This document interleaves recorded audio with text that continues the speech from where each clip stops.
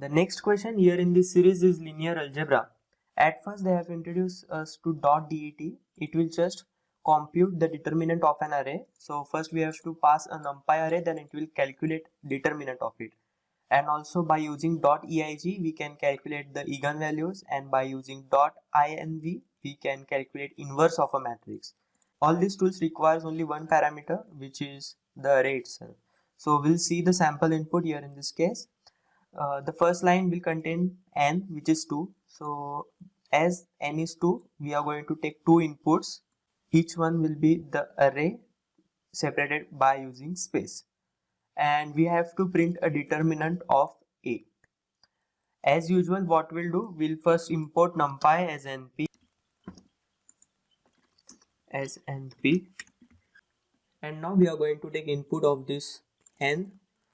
For that we require variable n is equal to, we are going to take integer input. Okay, so now we'll be using for loop for I in range, and the range will be n.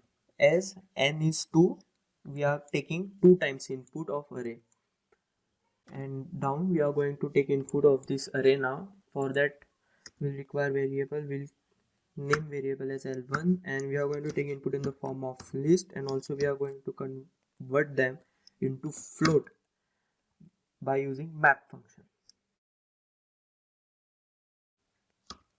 Input dot split.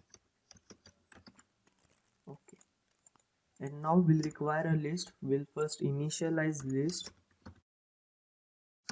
null, and now by using append function we are going to append L1 into that list1. So list1 dot append, and we'll pass L1 as a parameter. Okay, and now what we have to do, we just have to convert the list1 into numpy array.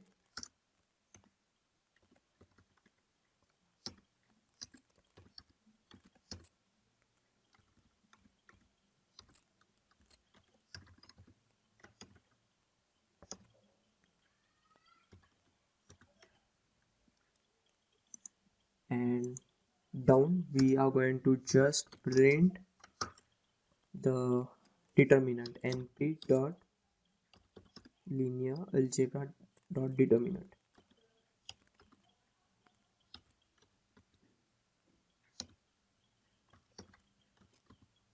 Okay, so now we'll run the code and we'll see the output.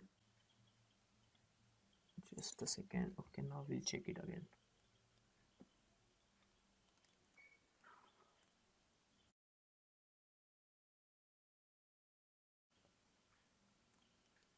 Okay, it is working fine. We'll check it for rest of the cases.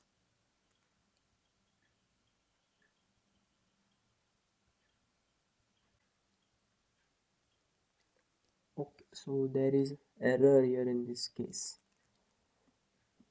Expected output wrong. We'll check the output for this input. I'll show you first. Okay, we'll run the code. Here as you can see, our output is 0.1099. The output which we want is up to 2 decimal, which is 0.11 we want, but we are getting 0.10. So for that we are using round function, which is inbuilt in Python.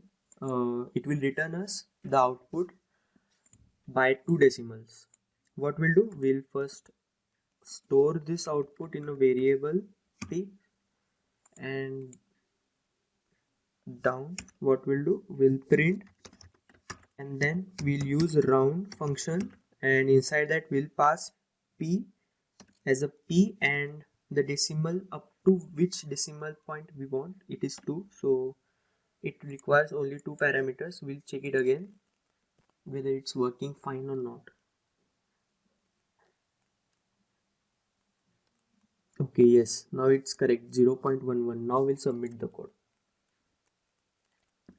Okay, the solution for all other questions included in the series are available on my channel, and if you have any query, let me know it in comment section given below. And also thank you guys for watching this video.